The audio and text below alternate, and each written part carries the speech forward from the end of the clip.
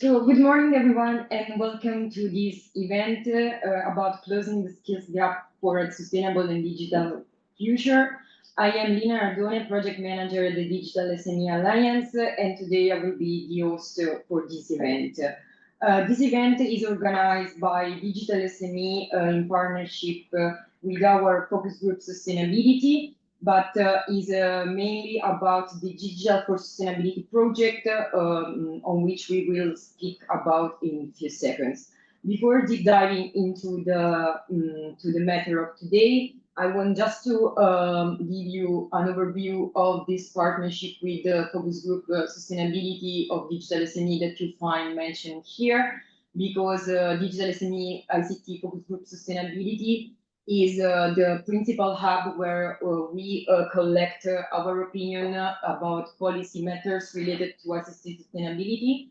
And of course, we share relevant initiatives, both from policy and project side, about sustainable digitalization, digital sustainability, and other relevant topics.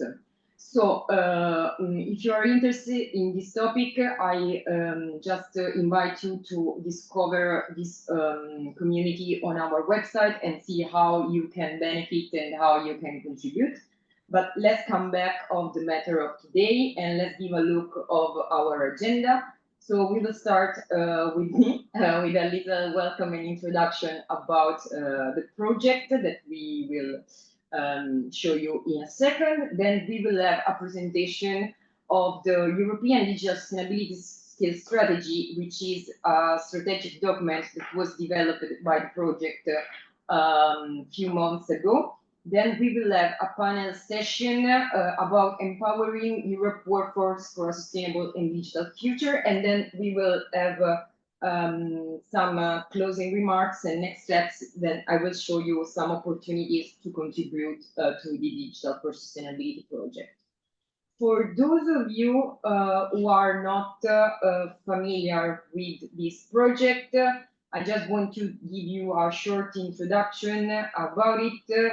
So Digital for Sustainability is a project we started last year. It's a 4-year EU-funded project funded under the Erasmus Plus program.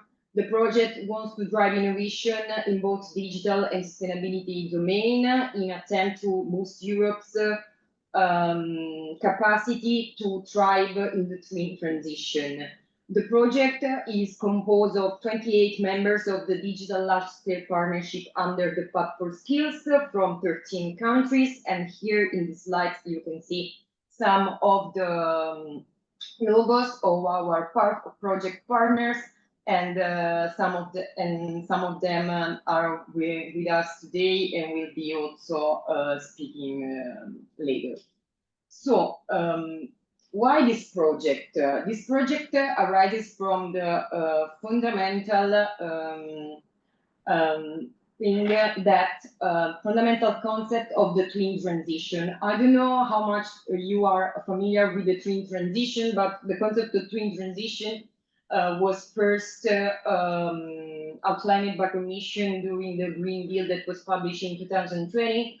It recognizes that both the green and digital transition are happening at the same time, but are not separate matters, should not be taken and considered as silos, as both the green part and the digital part, if we manage to leverage them effectively, can reinforce each other. So these two transitions can really reinforce each other. And of course, when we started thinking about this project, we saw that there was a skill demand, since the twin transition will deeply change the labor market, and it's estimated that will create around 1 million jobs by 2030. So this data brings upon us also the necessity of having specialists, professionals, workforce that is trained both in digital and sustainability and can really leverage those skills that are at the intersection at the two domains. So in a nutshell, what will Digital for Sustainability do? The aim is to accelerate the twin transition. So the project, within its course, will develop and implement a set of innovative training programs that will provide both professionals and organization with the skills needed at the perfect intersection of these two domains. And with the ultimate goal of helping people of leverage these digital technologies to advance environmental and social economic sustainability. So here you can find a little project roadmap. As you can see, we will have more results in 2026 and 2027, but so far we published our roles and skills needs analysis. And today we will present you with the outcome of the work we've done on the digital sustainability skills strategy.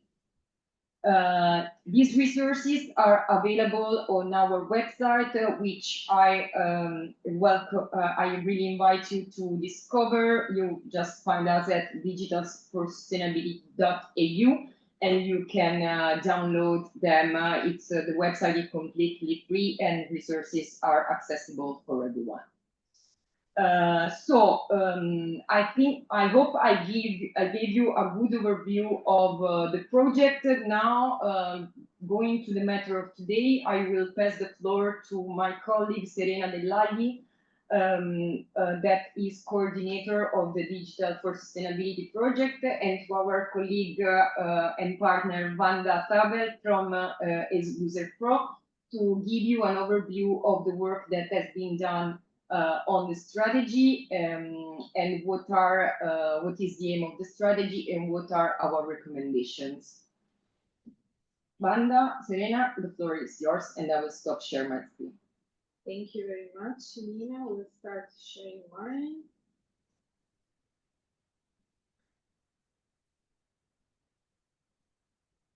So,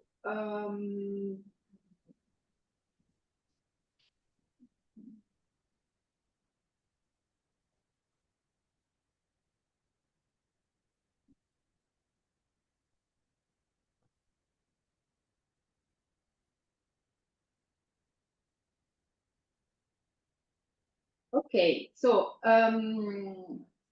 starting from the very first point that I would like to make today is that the skills strategy for this project is not a strategy drafted only for this project, but it's a sectoral strategy. So it's something drafted within this project, but it cannot be applied to different domains that are related to digital sustainability and will be, in our opinion, very useful also for other projects and in different other frameworks.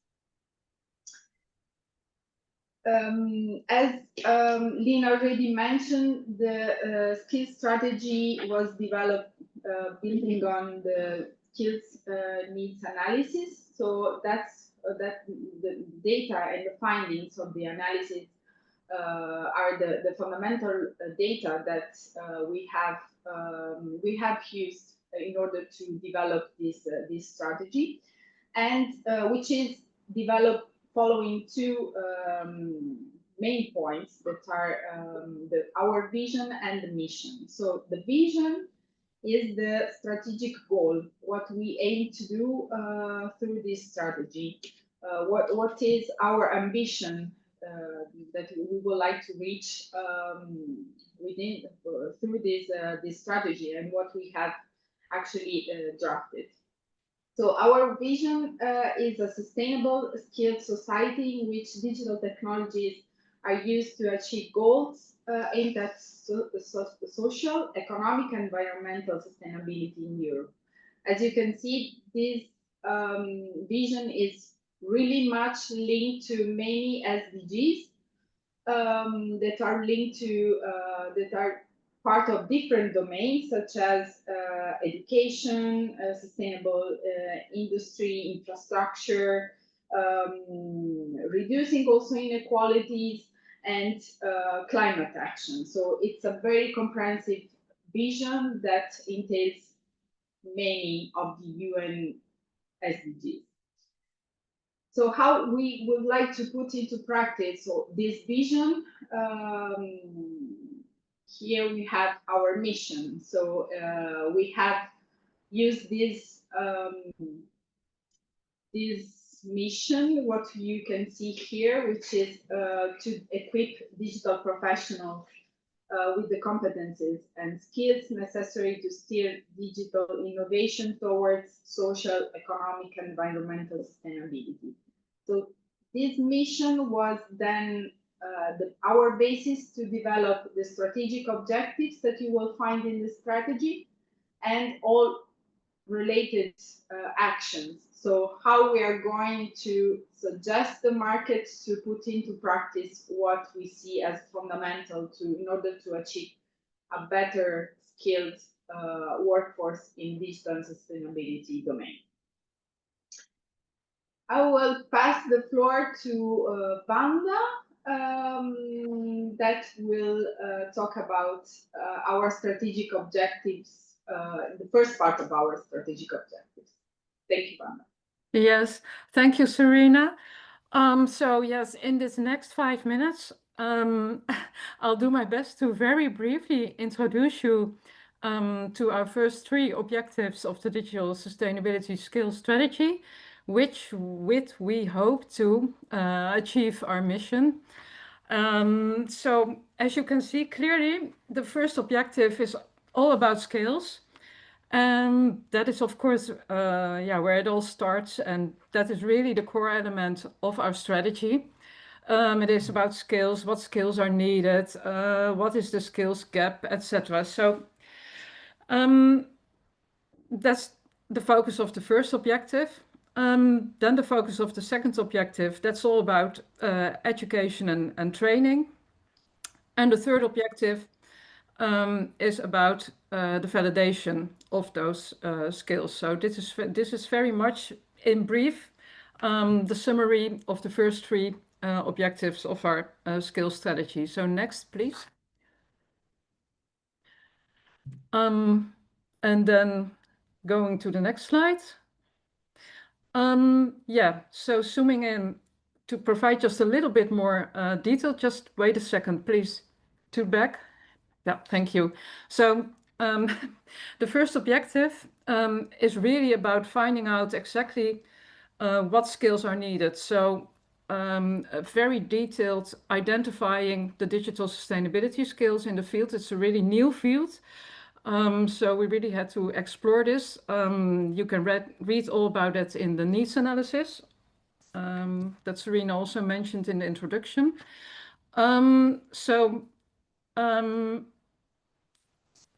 Then, okay, detect the skills gap, right, about what skills and roles are needed, what training is available. So then analyze the skills gap.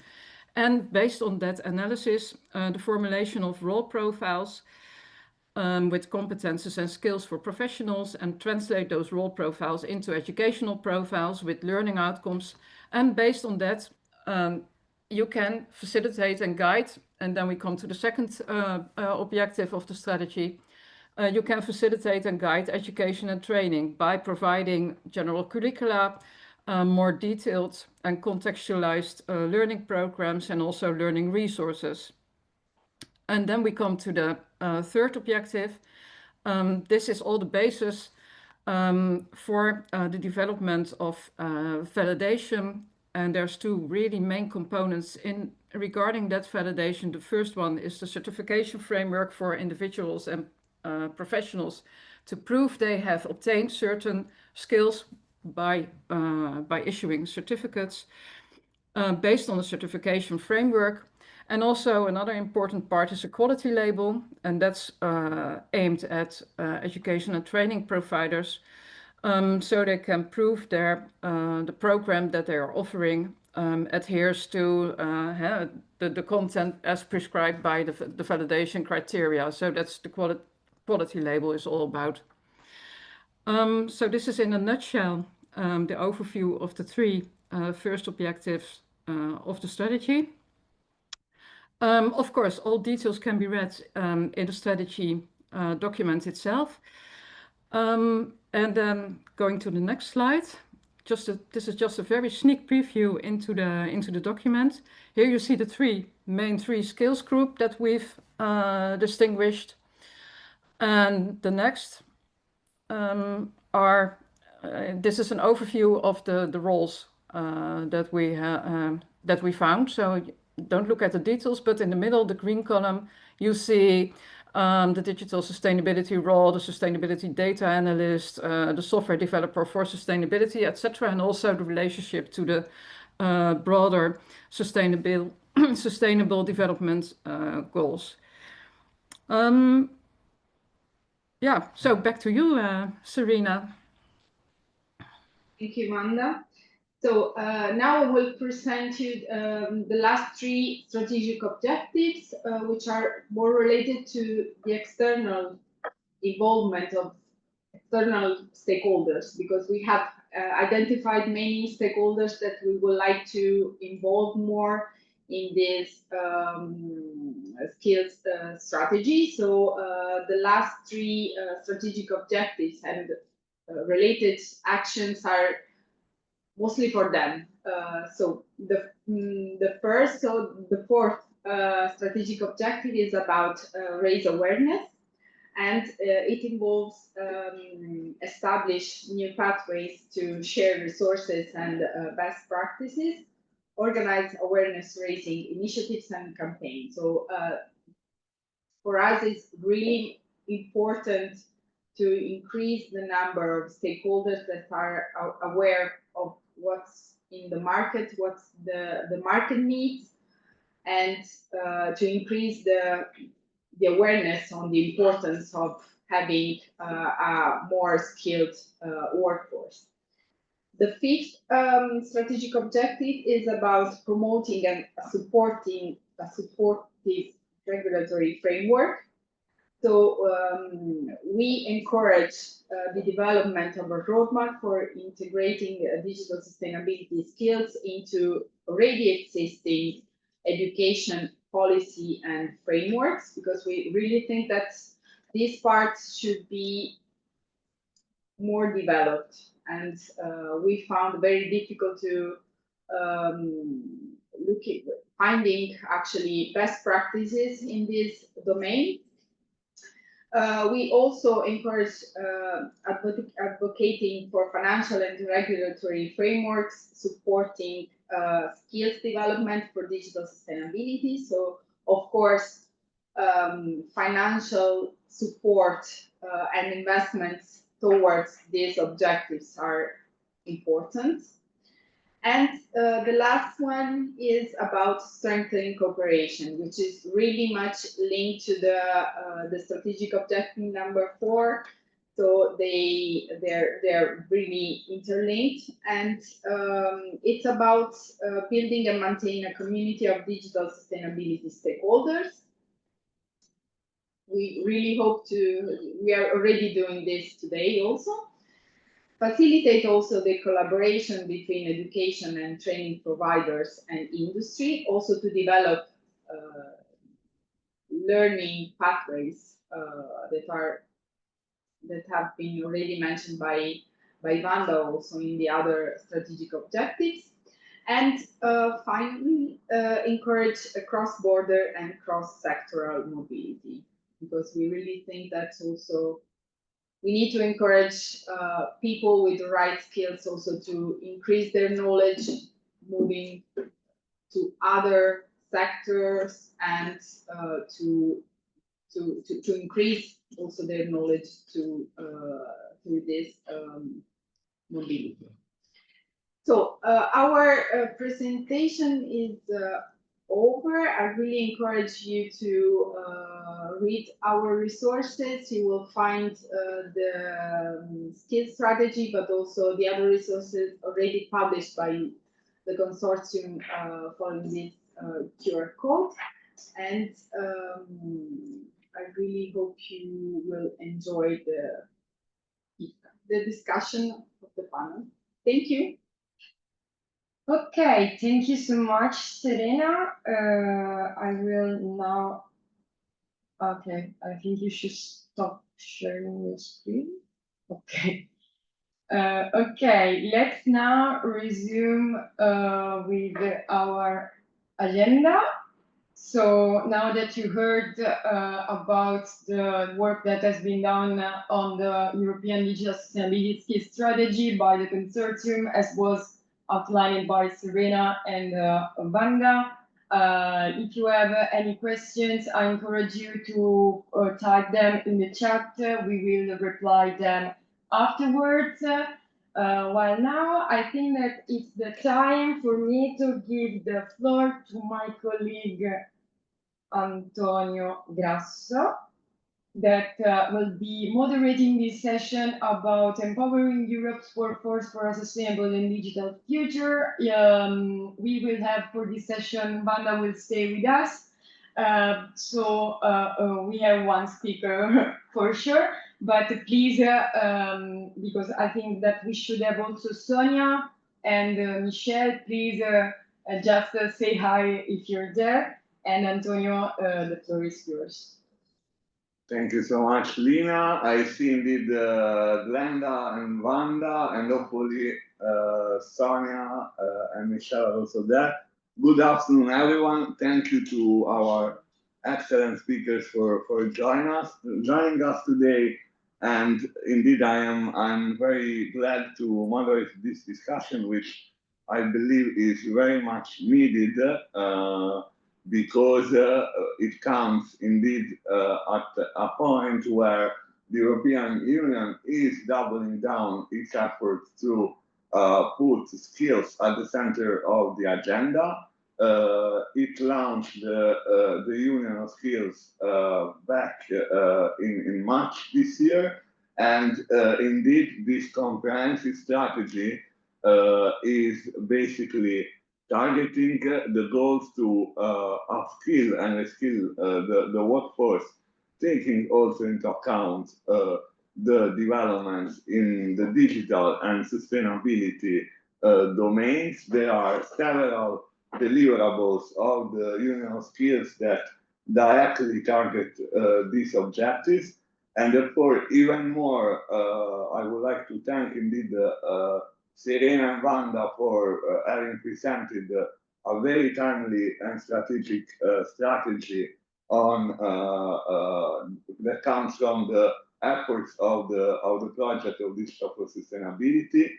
And indeed, I'm more than happy to kick off this discussion here, and I would like to do so by starting from the first one of our speakers, and I will go to indeed Sonia de Melo Xavier, head in the DG of for the policies on skills. So thank you very much, Sonia, for being with us. And indeed, I would like to start from you, indeed, for indeed elaborating on how a particular aspect that also the Union of Skills tries to strengthen, such as the Pact for Skills, can bring together key players from industry, education, and public institutions under the European skills agenda. And on top of this, how these commitments that come from the Pact for Skills, that is a strategic public-private collaboration, can translate into tangible results that can make a real difference for workers. Over to you, Sonia. So good afternoon, everybody. Thank you, Antonio, and good afternoon to all the participants. So my name is Sonia de Melo Xavier, and I'm working in DG Employment in the Jobs and Skills Directorate, in a unit that is called Skills for Competitiveness, where I'm a policy officer. The file that I'm working with is indeed the Pact for Skills, which is an initiative that was in fact the first flagship initiative of the skills agenda. The previous Commission strategy for skills that was in place until March of this year, when the Union of Skills was announced. So the pact has existed for the last 4 years and a half. So it's nearly 5 years old, and we have been working, as Antonio mentioned, with partners across the 14 ecosystems of the industrial strategy that was in place until recently. The main aim of the pact is indeed to strengthen public-private partnerships and to deepen cooperation with industry sectors and with stakeholders. Digital plays a very important role in the Pact for Skills, because you will know that across the actions implemented by the Commission, we have 2 important transitions. The green transition and the digital transition. You know, of course, that the pace of change is very rapid. So this is why the Commission has decided to mainstream digital policy into all strands of its cooperation with sectors of industry. Because in fact, nowadays, digital skills are not only skills that are specifically needed for the digital sector, but they are horizontal, transversal skills that are needed across all sectors of industry. And in fact, the majority of the sectors of EU industry, they report that they have very high skills shortages, particularly focusing on profiles with a STEM background. So this is where we see the vast majority of shortages, and this is why in the pact, the Digital Large-Scale Skills Partnership, which is coordinated by Digital SME, incidentally, plays a crucial role of working across sectors of EU industry. So how have we been working? So in a first stage, so when the pact was launched, our main priority was to establish large-scale skills partnerships in all the sectors, the key sectors of the industrial strategy. We did that, and we actually went beyond it, because currently in the pact we have 20 large-scale skills partnerships. Some sectors of EU industry have been very active, and for instance on health we have 3 partnerships, and there are, for instance, also 2 partnerships in the aerospace and defense sector, one focusing more on defense industry, the other one focusing more on the space downstream sector. So there's a variety of skills partnerships. Of course, the Commission promoted the establishment of these partnerships with the full knowledge that we are, well, driving policy, but we are not the experts.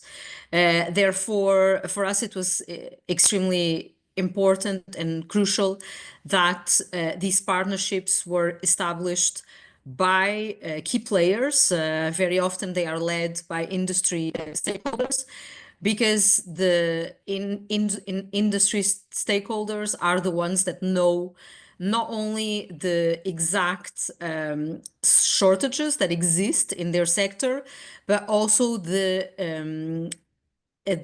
needs for upskilling and reskilling and training needs in the sector. In a second stage of our work, and this is in fact one of the important strands of work that we have now, we have been developing regional partnerships because we are fully aware that working at the European level with organizations that are very often similar to digital SME, which is not a bad thing, but it means that they are perhaps less anchored to the national and local level as national and local regional players are. So we are trying, in fact, to do to use an approach that mobilizes stakeholders at the European level, but also works nationally and regionally with players that are then developing local and national and regional strategies. We have already established 15 regional partnerships that I must say are quite varied. We don't really have a one-size-fits-all model. We recently launched a partnership that is covering the region, the metropolitan area of Lisbon, particularly focusing on the upskilling and reskilling of working age people, especially older workers, with the aim of increasing their digital skills and make them more easily employable or easily passing on from one job to the other. So this is an example of a concrete action that we are implementing at the regional level with in this case a national university.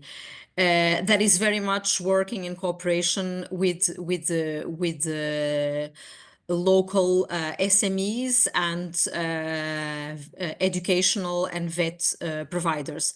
In addition to that, we of course have a very vast number of companies in the pact. We have a lot of big players. I mean, especially in digital, as you know, there's a wide variety of stakeholders, from very big companies to SMEs and a lot of micro enterprises. So we try to cater to both. And we work with these stakeholders to encourage them to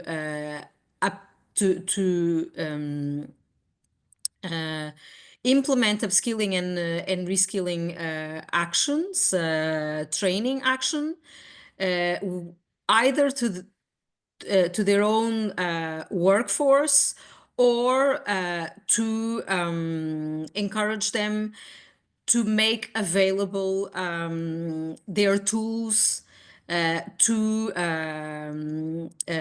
other companies that might be willing to use them to train their staff.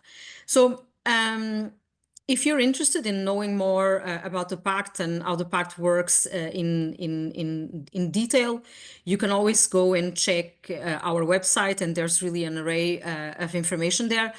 But one key point that I would like to underline is that, in fact, the reason why we work in such a wide variety of ways is because there is not really one way to address the challenges. It's really very important that we are working, so to say, in a matrix with different types of stakeholders.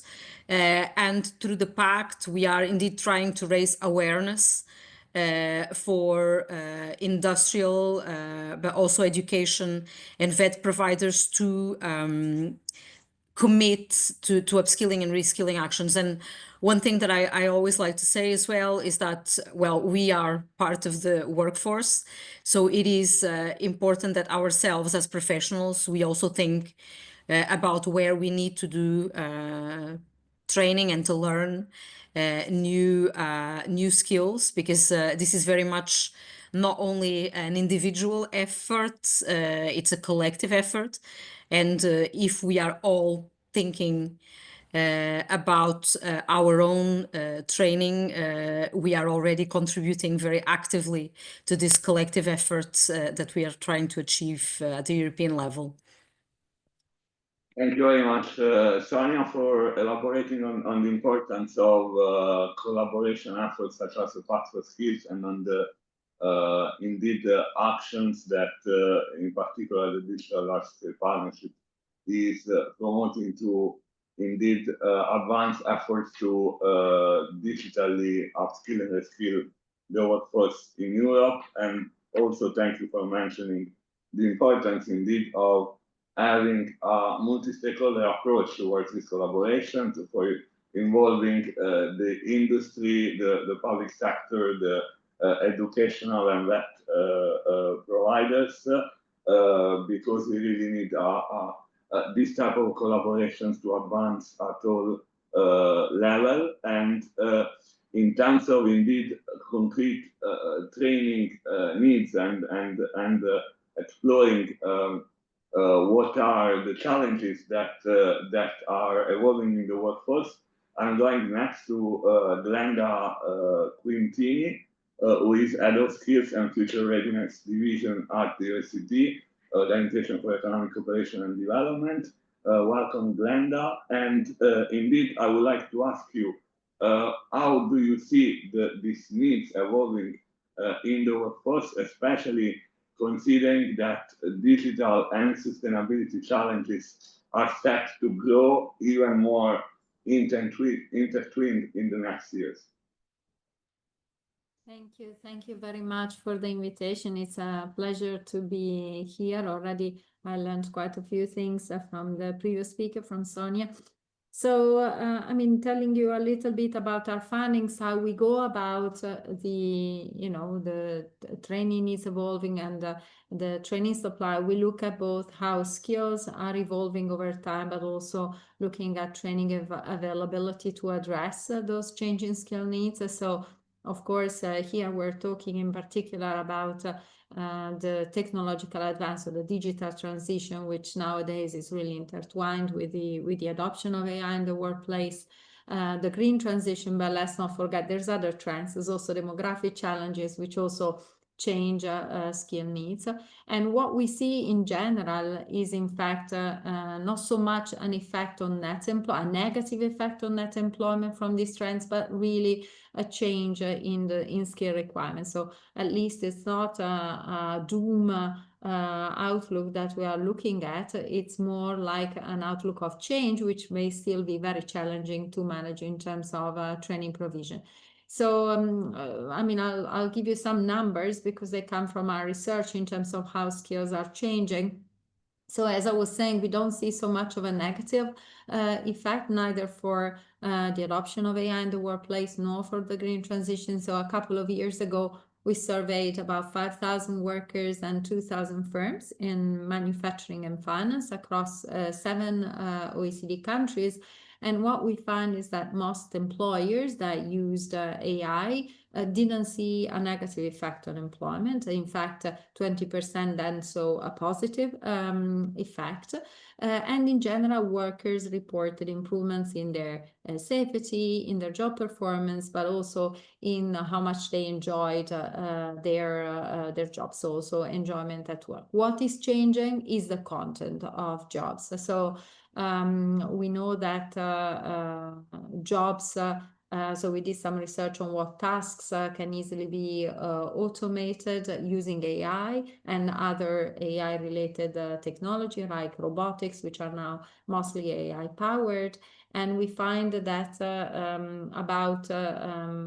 jobs at the highest risk of automation account for 27% of employment. But even in these jobs, the share of tasks that can be completely automated is very small. In reality, you know, in most cases, even for the low skill jobs where this share is higher, there's still quite a few tasks that cannot be automated, which means the job remains, but what the worker needs to do is completely different, pointing to a need for again, upskilling and reskilling, for training support for these workers.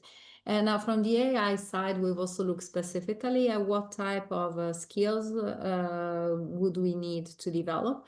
And there's generally two sides of the story. So on the one hand, of course, there is the workforce we need for developing and maintaining AI system, but that's very small for the time being. It's less than 1%, a lot less than 1% in most of employment in most countries. But then we have the much broader share of workers who are exposed to these technologies and therefore need to more or less understand how these technologies work, need to be aware of the risks and implications for their privacy, for example. And that's about a third of workers, so a much, much bigger share, but they need very different training compared to those who would then develop or maintain an AI system. In this case, for them, there's a basic AI literacy, but also cognitive skills like analytical and critical thinking, soft skills like those necessary to manage complex personal relationships, teamwork, judgment, decision-making. We have very similar results for the green transition. In terms of the size, we estimate that about 20% of workers are already in green-driven jobs. So these are new jobs that emerge as a result of the green transition, not necessarily what other institutions would call green jobs, but are jobs that are increasing in size as a result of the green transition.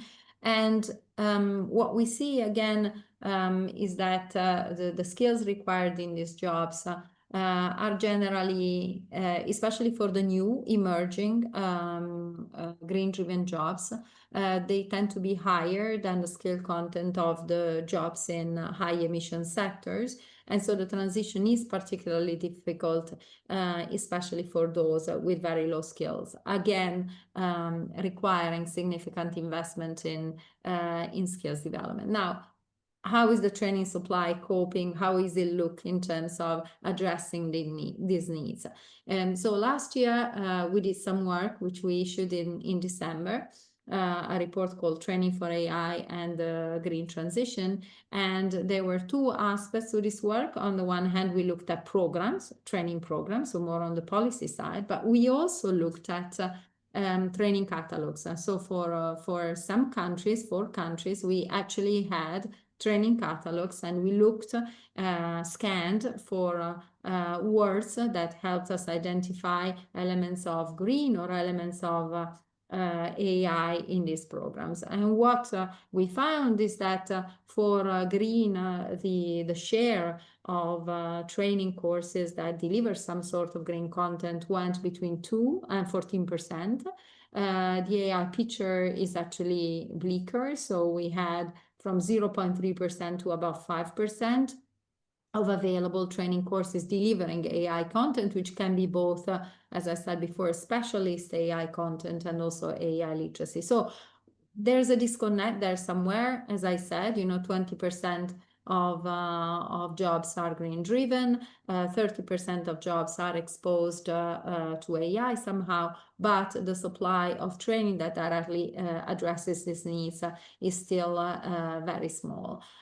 So I think this already gives us a sense of the urgency and the need to invest in training for these two transitions. Thank you very much, Glenda, for sharing in a way positive forecast on the impact of these changes and these challenges coming from digitalization and sustainability aspect on the workforce, but also recalling the importance of indeed urgently respond to the training needs in the workforce, and also to discuss policies that can help the simulation of these trainings. I'm going next to Michelle Thompson, Strategic Partnership Manager at Skillnet Ireland.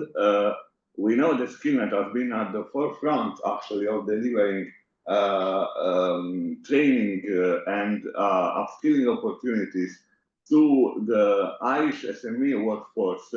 So I will ask you, Michelle, in your experience, how can public policy further support SMEs in acquiring skills that are relevant to both digitalization and sustainability? Yes, thank you. Hi, good afternoon, everybody.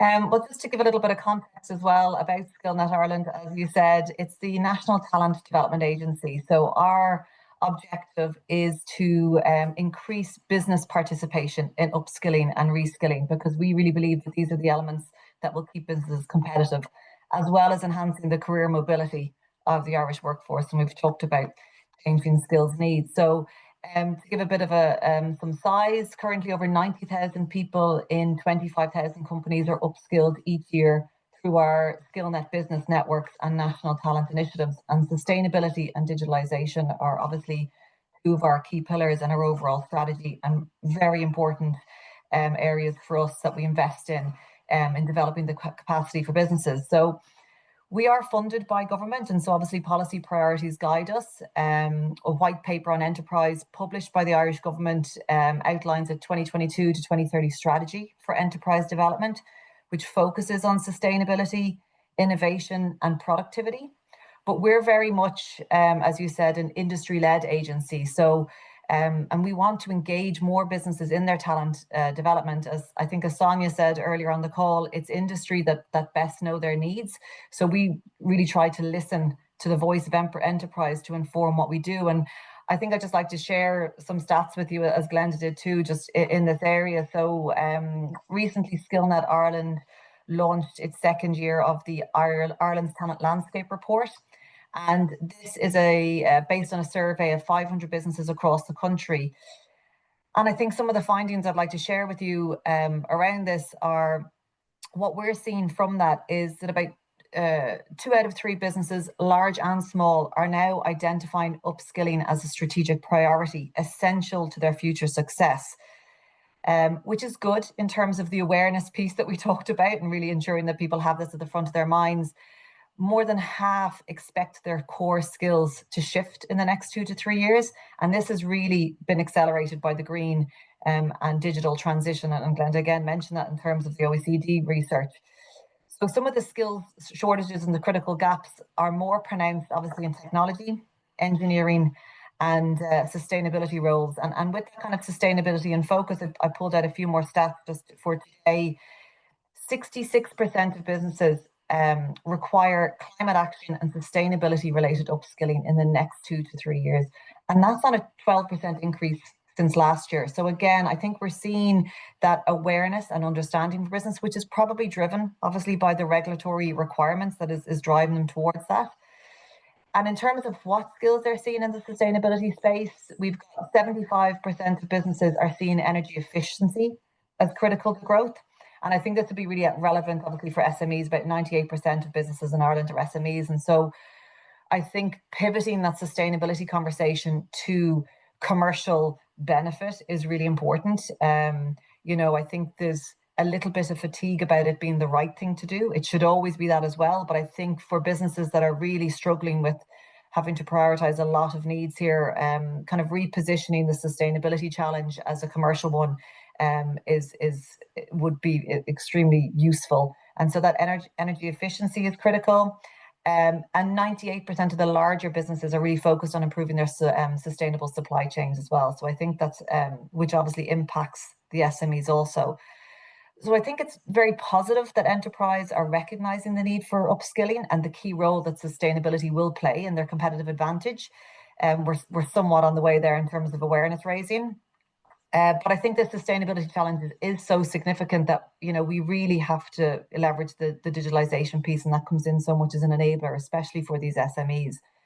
But I don't think we can ignore that the biggest challenge that we're hearing from businesses is the cost and time. That is what SMEs are really struggling with when it comes to investing in training. It's the cost of the skills provision, which is something that there are a lot of supports, and that is what SkillNet Ireland does. It provides subsidies for training to kind of take away a little bit of that pain point for businesses. But when you're dealing with SMEs, or even micro businesses, they can't step away from the business to train as well. So, how policy supports businesses in terms of the time. There's some initiatives in Ireland around a kind of a cost recovery model for staff time, but I still think we've a lot of the ways to go with there. So I think in terms of that kind of financial and regulatory frameworks kind of support there for businesses is really important. Thank you very much, Michelle, especially also for explaining now this call about the importance of the cost and the time that SMEs need to spend on upskilling and reskilling. This is, of course, something that we are very much familiar with in the membership as well of the European Digital SME Alliance, because we hear about this as a key challenge that many SMEs, even in the tech sector, have to face. So also in light of this crucial challenge and also of the scenarios that we have ahead in the next years, I'm going next to Wanda Sabel, Senior Consultant at Edusa Pro, to ask you, Wanda, further to the very timely presentation of the strategy on digital for sustainability. Why, in your opinion, is it increasingly important to develop a dedicated strategy for professionals working in these areas, especially and also notwithstanding the challenges that we just heard? And if I may have a kind of perspective that I want to add in this discussion, do you think that the matter of, in a way, for controlling the evolution of the skills by businesses, even by European businesses, could be one element that is fundamental in terms of importance of acquiring the skills, because, for instance, of the let's say competitiveness of businesses, but also sovereignty, especially when it comes to the digital area of the tools that they manage. Well, yes. Thank you, Antonio. Yes, I think when listening to the former speakers, it is indeed increasingly important to have the focus on digital sustainability skills, also in the development of the twin transition, as highlighted by the first speaker of this panel. So yes, it is increasingly important to have a skills strategy, not only for the professionals working in the field, but also for the whole field. So also including education and training providers, employers, the industry with human resource departments, learning and development tracks, etc.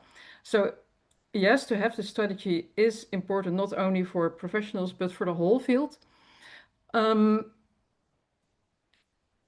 Yeah, like already addressed, there's more and more regulation out there at European level, but also at national levels. So the workforce needs to be ready for that and needs to be able to adapt to those regulations and also be compliant to those laws and regulations. So in order to be prepared, having sustainability skills and having also digital sustainability skills is not only important, but I would even say essential.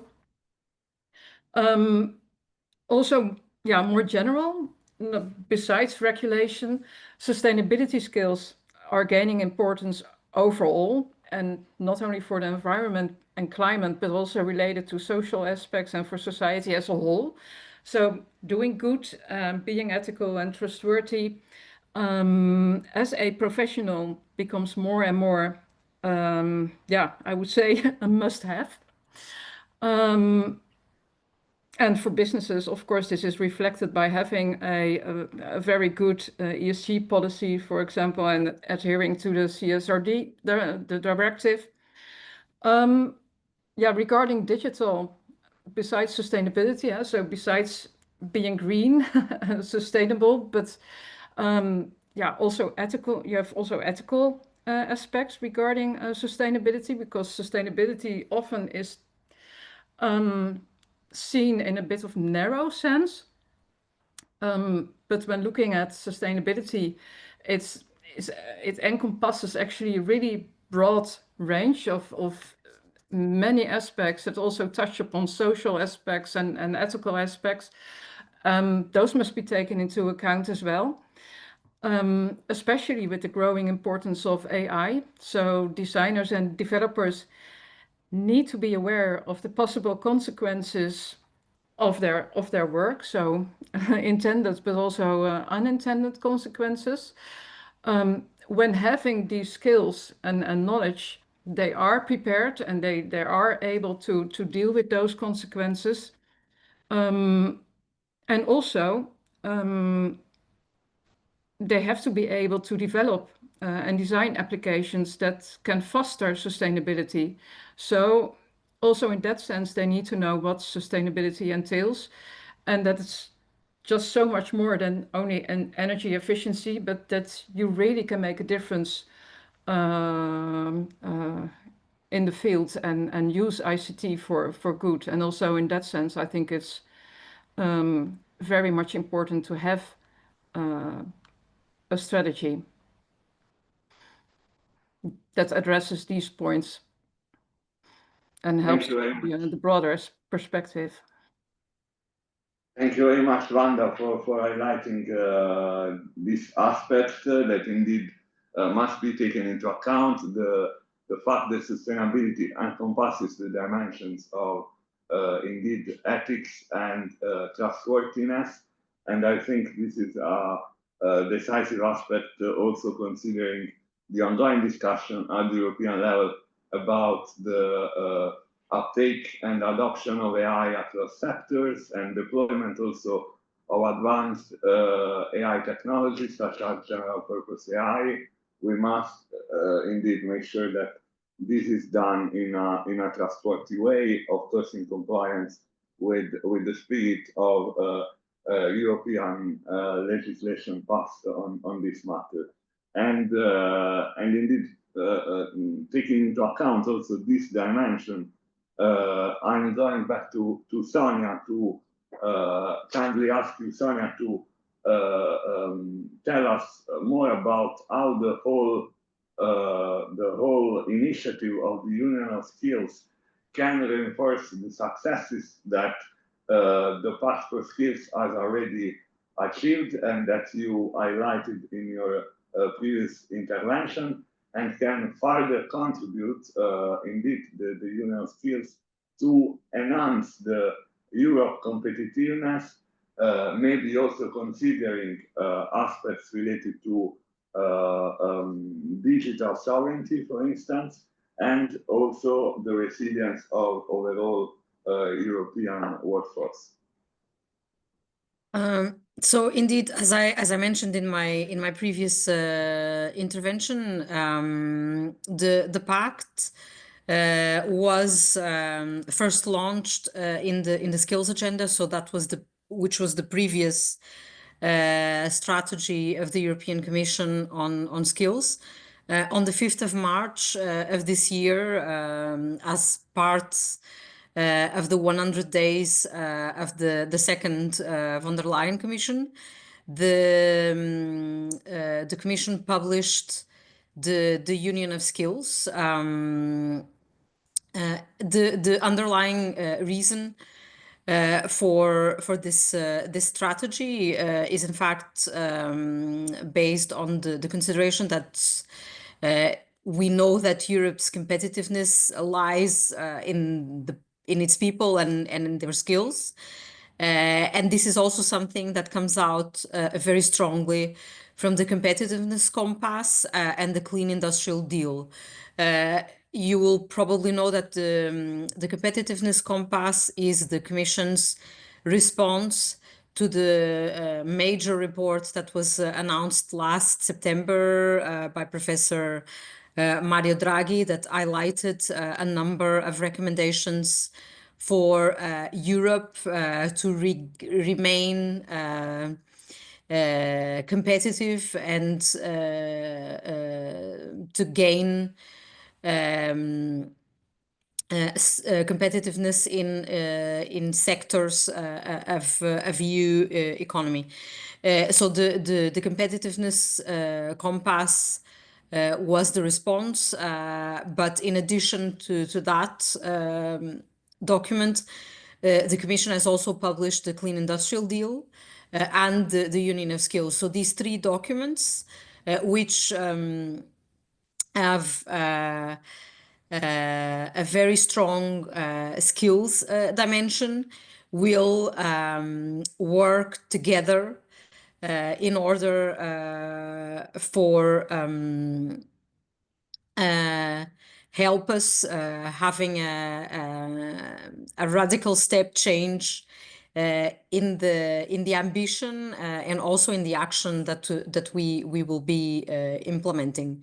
So the Union of Skills in particular is a comprehensive strategy that is covering all skills and also all levels of education, training, and learning. These can be acquired in all settings, across borders, and also beyond the EU. And it seeks to retain talent in Europe and to attract talent from beyond it. The main goal of the Union of Skills is to provide a unified vision. It brings all elements together, so action, investment, but also governance. And it's connecting the dots, breaking silos, and amplifying efforts, reflecting the collective responsibility of all actors. So as I said previously, there's not really a one-size-fits-all strategy, so it's really important that we are working in different dimensions to address skills shortages. And the Union of Skills is strengthening existing initiatives such as the Pact, but it's also introducing new actions where this is needed. So to address skills challenges, the Union of Skills is proposing in particular 40 actions, a bold governance structure, and also a focus on more and better investment, and it's bringing all of these elements together. The actions are a balanced mix, we believe, between reinforcing initiatives that work well and also filling gaps where they existed with new ideas. They address all levels of education and training, all skills, all individuals, both at home in Europe and abroad. The actions are based around 4 pillars. So we have Pillar 1 that aims to build skills for quality jobs and lives through strong educational foundations and also vocational educational training systems. Then Pillar 2, where you have the reinforced Pact for Skills to upskill and reskill an agile workforce that is mastering the digital and clean transition with an inclusive lifelong learning approach so that no one is left behind. So here we, as I mentioned, include the Pact for Skills, which is one of the initiatives that will be working on strengthening public-private partnerships to upskill and reskilling, working age people. So the focus of the Pact is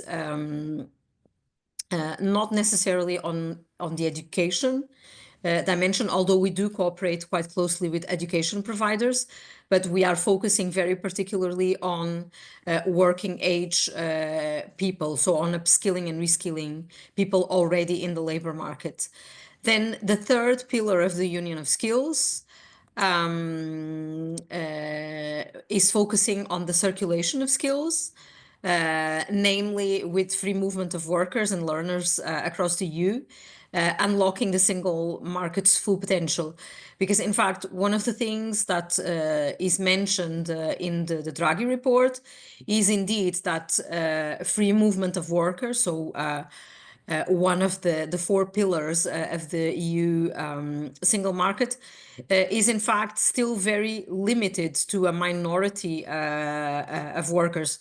So the aim is to allow a better flow and also to enable people that wish to stay or to leave and to come back, because, well, we all know that careers are increasingly taking different shapes and are flexible, and at different moments we may want to do different things. So this is allowing us as professionals to make these choices.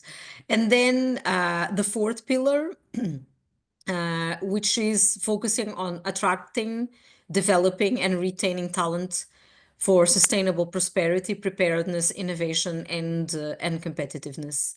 And here we focus, well, not only on attracting talent from outside the EU, but also in enabling third country nationals that are already working in the EU and that are not able to work in the area that they have been trained for, to do exactly that, and to make sure that processes that exist that are currently maybe rather complicated for recognition of third country nationals' qualifications are made more seamless, and people are who have the skills that are needed are able to join the workforce in the EU and contribute to the EU economy.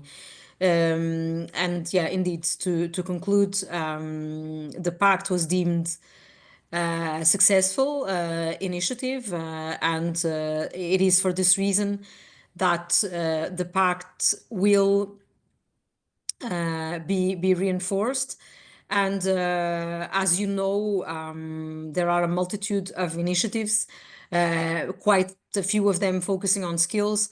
So the aim is to simplify, not by necessarily eliminating initiatives, but by allowing stakeholders that engage with the pact to have better access to initiatives that are tailored or better suited for the problem that stakeholders are trying to address. So if you want to develop skill strategies at the regional level, focusing, for instance, on VET, you will be, of course, interested in the centers of vocational excellence. So through the first contact with the pact, you will be guided to an initiative, for instance, such as the COVES. If you want to work on apprenticeships, we also have the European Alliance for Apprenticeships. So this is pretty much the goal, to make things a bit easier for those that are standing outside the Commission, but I must say also for those of us inside the Commission, because it can be quite complicated sometimes, even for us.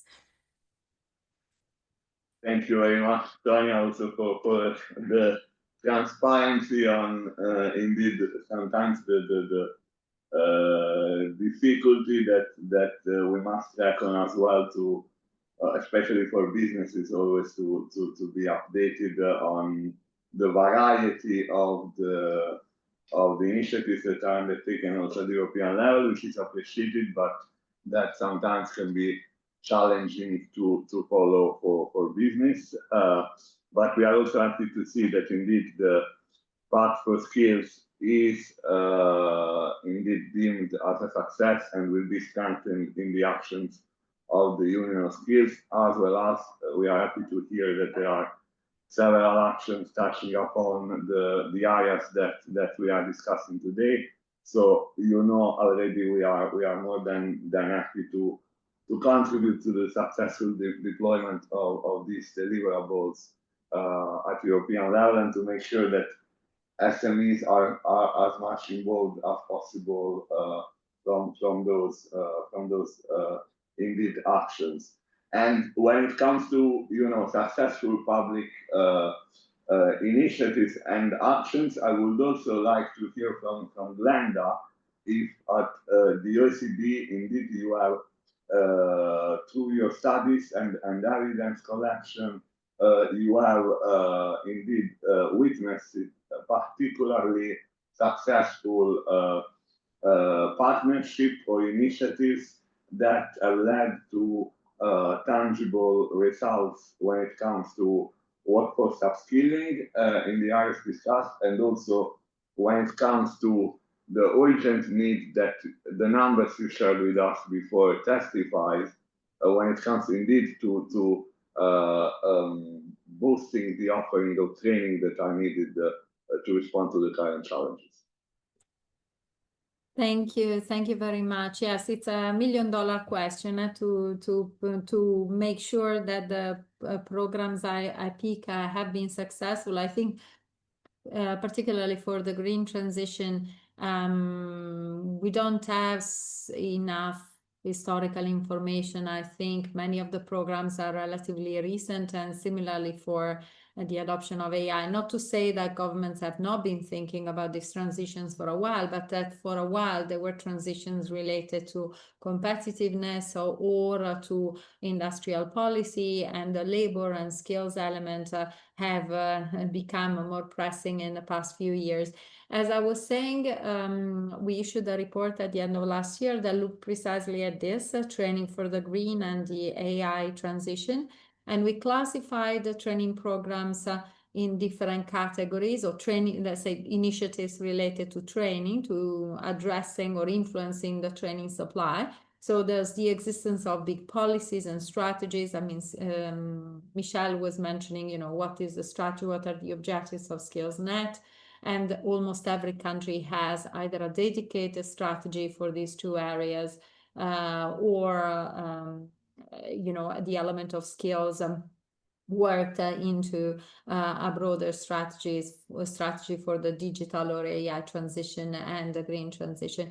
But then in terms of initiatives, again, I echo what Michelle was saying. Our work suggests that the time barrier is far bigger than the cost barrier, but there's not so much addressing the time barrier. It's hard. There are experiments. She mentioned what they're doing with a cost recovery model. There's various examples here and there, but even training leave that some countries have is not working as well as we would like. But there are certainly a lot of examples of how governments are trying to reduce the costs of training for individuals or for employers. So I'm going to pick a couple for various reasons that I think are quite interesting. Of course, what Ireland is doing as top, one of the best examples, but I've tried to pick things that perhaps we would think a bit are less well known, but there are emerging and quite interesting approaches.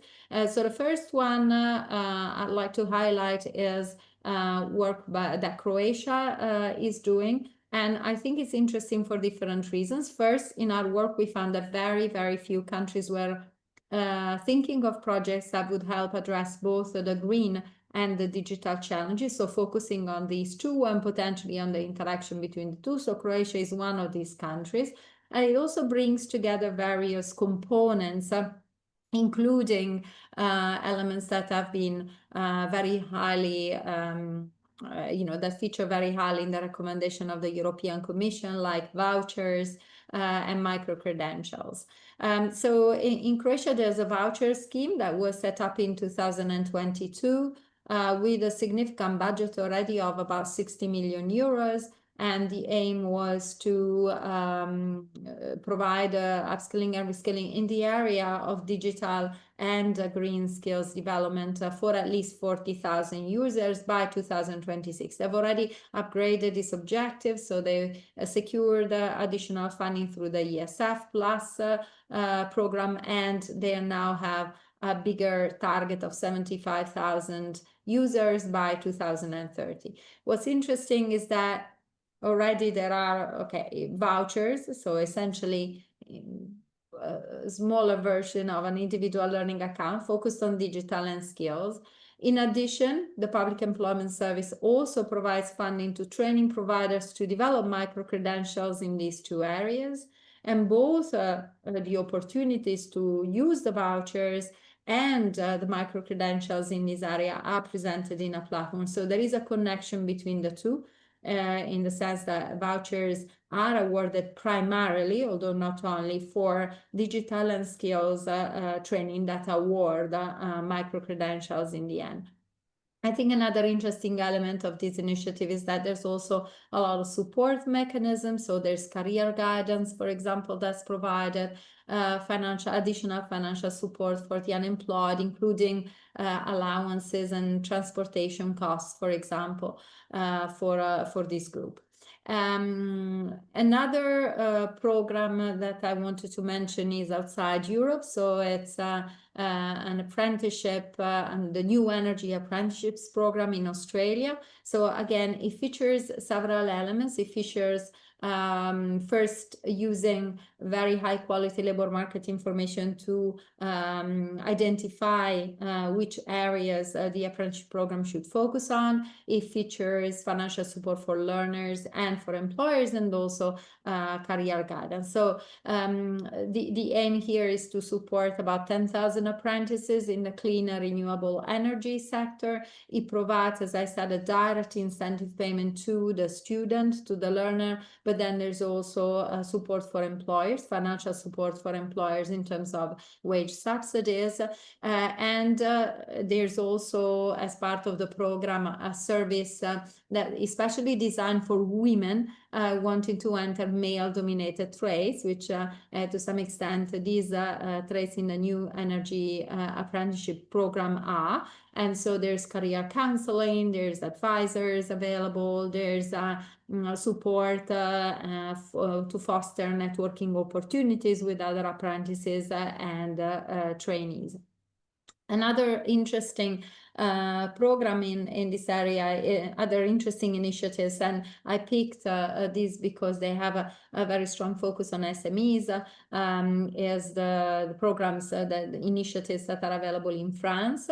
So the first one is the Prestation de Conseil en Ressources Humaines, so the Human Resources Consultancy service, which aims to support small and medium businesses in all HR-related challenges that they face in the green and digital transition. Again, this is one of the few programs that addresses both. And also there's a big plan in France, as part of France 2030, to invest in competitiveness and the technologies of the future, again going towards what Sonia was saying for the European Commission, which focuses specifically on skills in future jobs linked to green and digital transition. One last word just to say, I mean, I think part of the question was also, can we identify programs that bring in a collaboration, that feature a collaboration between public and private sectors? So again, I think Australia is a good example, because related to the program that I was mentioning, there's also a requirement for all programs related to the green economy that they need to feature training that are identified by a skills assessment and anticipation exercise that Australia has developed. And so, for example, there's cooperation through the joint skills committees that aims to disseminate the information, including to industry representatives, and also ensure that the training programs that are developed are in line with industry requirements. And one final example also of this collaboration, in France, the EDEC, so the Engagement de Développement de l'Emploi des Compétences, exemplify this collaborative approach. There's a yearly or multi-yearly agreement between the Ministry of Labour, the professional branches, the branche in France, so professional sectors, where there is an effort to facilitate the development of action plans, to anticipate the skill needs, and to provide, identify the training that is required. And in 2022, there was a special EDX scheme focused on the green transition. I'll stop here, and I hope these examples are interesting for you as, again, interesting models of bringing together a broad range of stakeholders and also different elements of providing training for these transitions. Thanks a lot, Glenda. Of course, very interesting and very relevant for this discussion. So well noted in terms of best practices that you have identified, and maybe not to talk only about best practices, but also trying to identify potential remaining gaps or improvement in current education and training system. I would go back to Wanda because indeed during the preparation of the strategy, I wonder if you identified any existing gaps, or if you believe that the current education and training systems are enough adequate to prepare professionals for the green transition.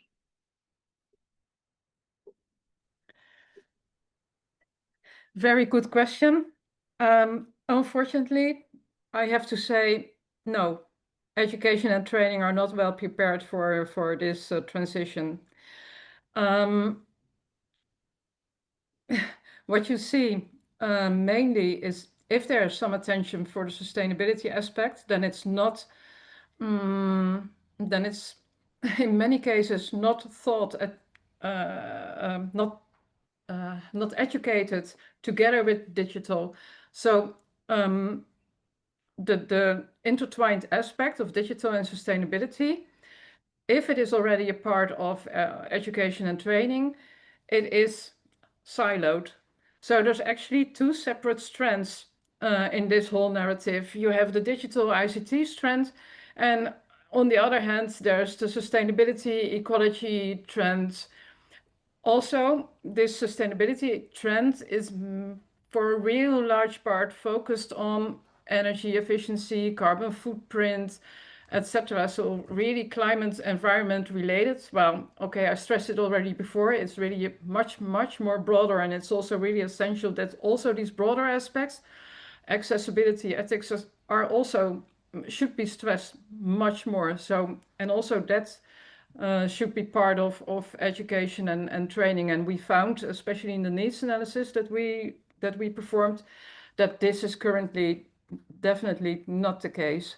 So unfortunately, no, professionals with the current education and training systems overall, I'm not speaking about incidental initiatives or the programs that Glenda just highlighted, but overall, it is not the case, and this should be improved. Thank you very much, Wanda. Indeed, what I wanted to hear was an overall assessment of the situation, and you gave it to us very clearly. That recalls us that as stakeholders around this table, we have a lot to do, while witnessing indeed that there are many best practices that can inspire our work.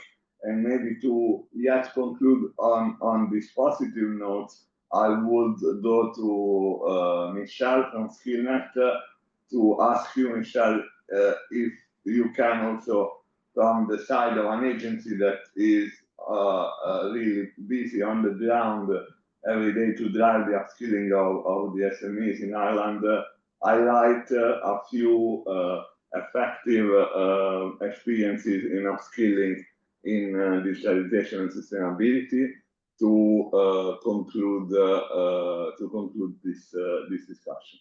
Yeah, happy to. Thank you. And I think I'll just pick up on what Wanda said there in terms of, I think for both sustainability and digital, there are the two facets to it. There will be those deeply technical expertise that will be required in those fields, but what we're seeing is that actually sustainability and digitalization are going to be, you know, the literacy in those fields are going to transverse all skills in all parts of the organization. So someone who's doing supply chain and procurement will need to have a sustainability lens to it. Someone in HR will need to be digitally enabled in order to do their job. So yes, I do. I think it's you know, there's two strands to that. There's the deeply technical and the transversal in both those areas, and the linkages is very, very important.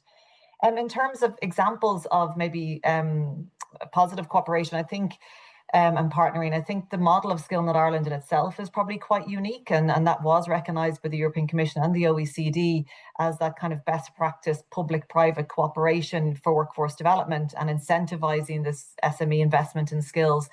And it's probably I see it in kind of three parts. Our core operating model itself is quite unique. So I'm trying to speak quickly now because of time, but Irish people can speak fast. So like our operating model itself, we were established in 1999, and it was an initiative between the Government of Ireland and businesses. And what they did was they developed a national training fund that was built from the employer pay-related contributions, and they've used this to invest back in. So we are subsidized, we are funded by the National Training Fund, but that originally came from employers, and now we provide that subsidy back to them. So it's a really interesting kind of circular kind of investment from employers that we feed back into them. So I think that kind of funding model is interesting. Secondly, it's kind of the structure. So SkillNet Ireland is made up of 70 SkillNet business networks and several national initiatives. And we do that by partnering with 57 industry bodies across a range of sectors: advanced manufacturing, agri-food, biopharma, chem, construction, digital, food and drink, healthcare, medtech, anything that you know, most sectors in Ireland we cover. And we've got 20 regional skill nets as well. So we really kind of have our structure has set itself up to operate in that kind of partnership model. And those business networks are like mini ecosystems of industry or regional intelligence and connections, and working with suppliers in the training sector, both tertiary and private sector providers. And I think that kind of structure and how we've set that up is really unique in terms of partnering all the way down the tentacles, all the way down across nationally. And thirdly, then I think what was quite an exciting bit is that we've got different funding streams, but one in particular is around that partnering that our networks and national programs do with the tertiary system and training providers, which is around what Glenda talked about earlier in addressing the training availability. So where we're talking about this fast pace of change and critical skills gaps because of a shift in core skills, are the SkillNet business networks and programs. We don't own or create or build any training provision ourselves. What we do is we work in partnership with our member companies, we listen to their needs, and then we go to market to secure it, to source it, procure it, and subsidize it to make it easier for SMEs to engage with. But what we really see in that operating dynamic is that when we see a need from business that isn't being addressed in the skills provision, we can then go and co-create that with industries. And we have some really fantastic examples across. I couldn't even go into them all because of 70 SkillNet business networks, but you know, that partnership with academia to bring solutions to skills gaps, I think is a really exciting part. I mean, even just one of our Technology Ireland ICT SkillNet has been doing this for years. And when you talk about AI, you know, being on the agenda in the last 2-3 years, I mean, 10 years ago, our ICT SkillNet was kind of partnering with universities for these kind of advanced technical and leadership programs. So I think there's really great examples of that anybody can access on our SkillNet website.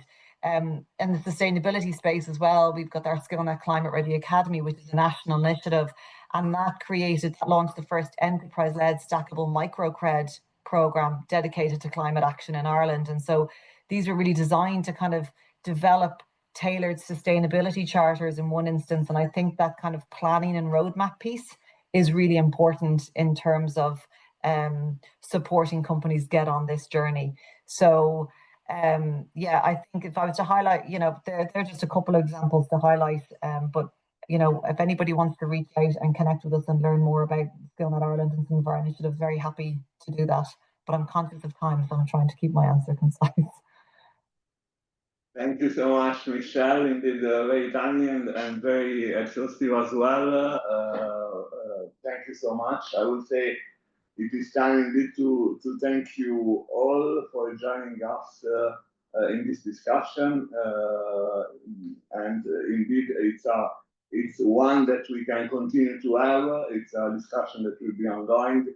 So I hope there will be an opportunity to further engage with the four of you in next discussions and opportunities to bring the current successes and best practices on and contribute to this important mission of upskilling and reskilling the workforce in the digital and sustainability areas. So indeed, thanks again, and I will give the opportunity to conclude this event to my colleague, Lina Ardone. Back to you, Lina. Thank you so much, Antonio. I know that we are running out of time, but before concluding, I would like just to share with everyone that Digital for Sustainability has opened its own community. So now all the external stakeholders, so that are not part of our consortium, can join us as community partners and contribute to our work stream. Contribution is on voluntary basis. If you check on the website, you will see that there are different packages on which you can select what type of contribution you would like to provide in terms of hour, and you can give a look to our work streams.